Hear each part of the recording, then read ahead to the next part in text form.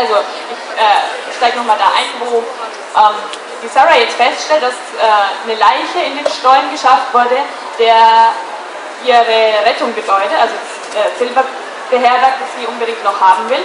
Und jetzt meldet sie diesen Vorfall, diesen Fund dieser Leiche oder vermeintlichen Leiche dem Marshal in der Stadt. Doch der ist zur Untätigkeit verdammt, weil der Deputy, seine einzige Unterstützung, ja auch verschwunden ist. Und gibt ihr stattdessen den Rat, sich doch einfach einen Mann zu suchen, in die Stadt zu kommen und ihre Farm zu verkaufen. Damit kann sie natürlich sich nett anfreunden. Aufgebracht über das unmögliche Verhalten des Marshals, stapfte Sarah die einzige Straße von Silver Reef entlang in Richtung des Saloons. Sie musste Lester finden. Zumindest wandelte der Ärger über Bucks Verhalten ihre Furcht nun in Wut und sie fühlte sich nicht mehr so hilflos. Die Wut gab ihr Kraft und so hoffte sie, Lester im Saloon zu finden, denn sie brauchte ihn dringend für die Reparatur ihres Wagens und des Weideplans. Und dann würde sie ihm die ganze Geschichte mit der Leiche noch einmal erzählen. Und er würde nicht zu untätig bleiben. Dessen war sich Sarah sicher.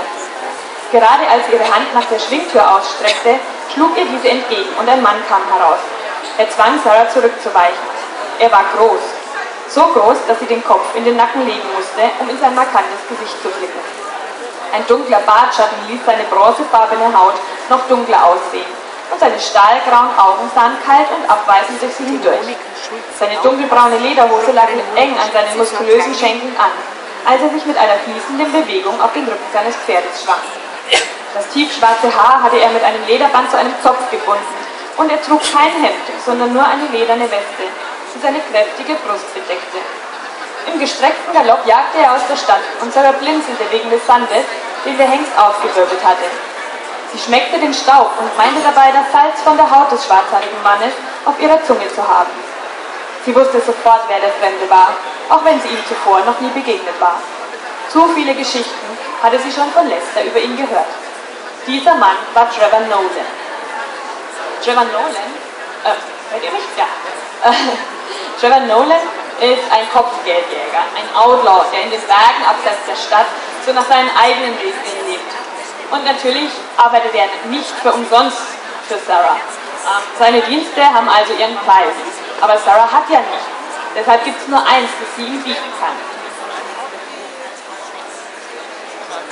Sie macht sich trotz allem, dass sie eigentlich nichts als Gegenleistung hat, auf den Weg in die Berge, um ihn zu finden. Er ist ja schließlich ihre einzige Rettung.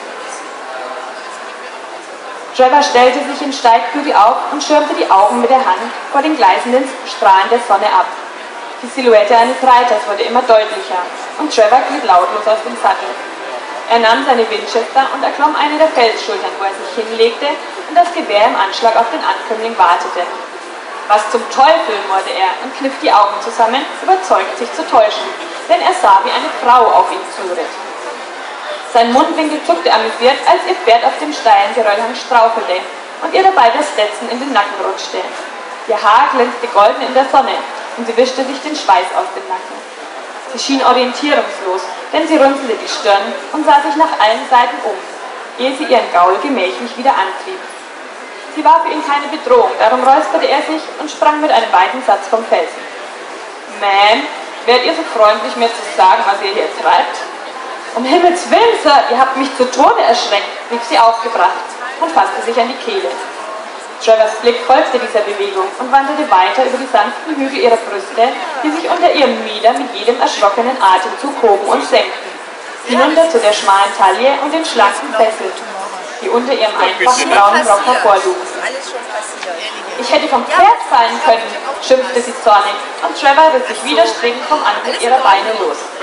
Lady, euch droht hier einiges, das weitaus schlimmer wäre, als nur vom Pferd zu fallen, stellte er klar und strich Smoke über die Blässe. Sarah krallte sich am Sattelhorn fest, während ihr verschreckt die Glieder zitterten. Erst jetzt erkannte sie, wem sie in die Arme geritten war.